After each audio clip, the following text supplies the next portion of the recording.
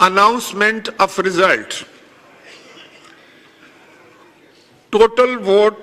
بسم اللہ الرحمن الرحیم. السلام علیکم ناظرین کرام. پہلے آپ یہ ویڈیو دیکھیے پھر اس پر ڈیٹیل میں بات کرتے ہیں. Valid votes 290. Invalid vote 1. سردار ایاز صادق صاحب 199 votes.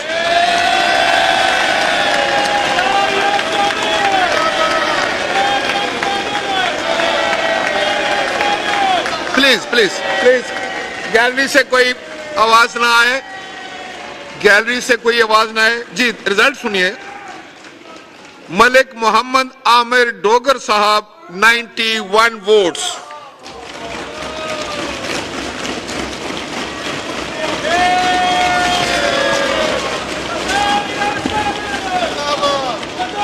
جی تشریف رکھیے جناب والا.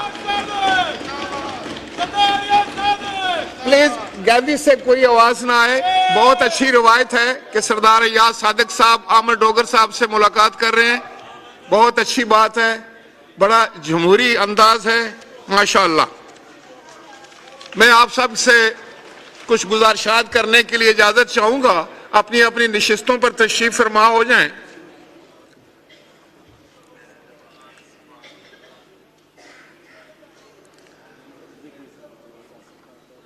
سردار صاحب آئیے گا, تشریف رکھیں اپنی سیٹ پہ.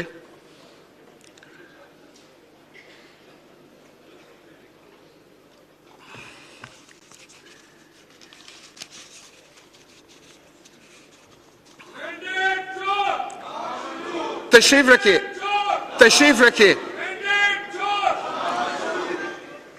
آپ تشریف رکھیے.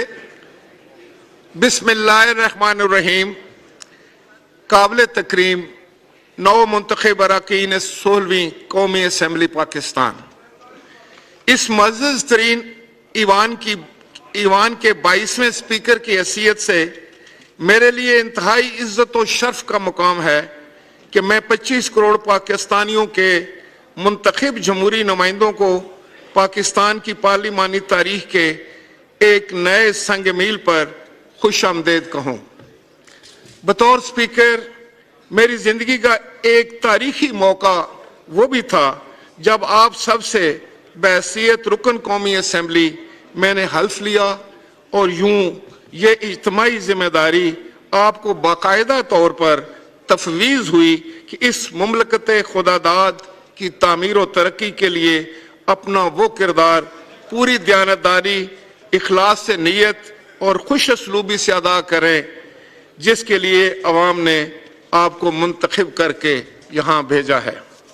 معزز اراکین اسمبلی, 11 اگست 1947 کو پاکستان کی پہلی مجلس قانون. ناظرین کرام آپ نے ویڈیو دیکھی. سردار ایاز صادق صاحب قومی اسمبلی کے سپیکر منتخب ہو گئے.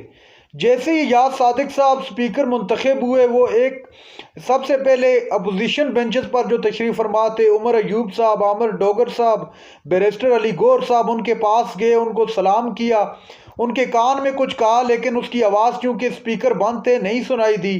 یہ ایک بہت اچھی روایات ہے. لیکن ناظرین کرام آج کا پورا دن جو قومی اسمبلی کا گزرا ہے اس میں جو شور و غل اور جو سبزی منڈی بنا رہا ہے آج قومی اسمبلی وہ سب نے دیکھا. گالم گلوچ اور لڑائیاں عروج پر تھی اور پوری دنیا کے سامنے یہ ہمارا احمد جا رہا تھا. میرے خیال سے اس طرح کی روایات کو ختم ہونا چاہیے. گریس کا مظاہرہ کرتے ہوئے ایک دوسرے کو برداشت کرنا چاہیے, ایک دوسرے کی بات سننی چاہیے. اگر پاکستان تحریک انصاف کا یہ ایلیگیشن ہے کہ ہمارا مینڈیٹ چوری کیا گیا ہے تو اس کا ایک بہترین حل یہی ہے کہ آپ اس کو قانون کا راستہ اپناتے ہوئے ان کو چیلنج کیا جائے, ان نشستوں کو جہاں پر آپ سمجھتے ہیں کہ دھاندلی ہوئی ہے. اس کے علاوہ اگر اس طرح اسمبلی کے فلوروں پر اگر نون لیگ یا جو ابھی اقتدار اعلیٰ جو پارٹی ہے اگر وہ اس طرح کرے گی, اس طرح کا رویہ اپنائے گی تو میرے خیال سے پھر دوسروں کو بھی موقع ملے گا. ناظرین اکرام یہ تھی آج کی ہماری ویڈیو. چینل پر جو نئے چینل کو سبسکرائب کرنے اگلی ویڈیو تک کے لیے اللہ حافظ.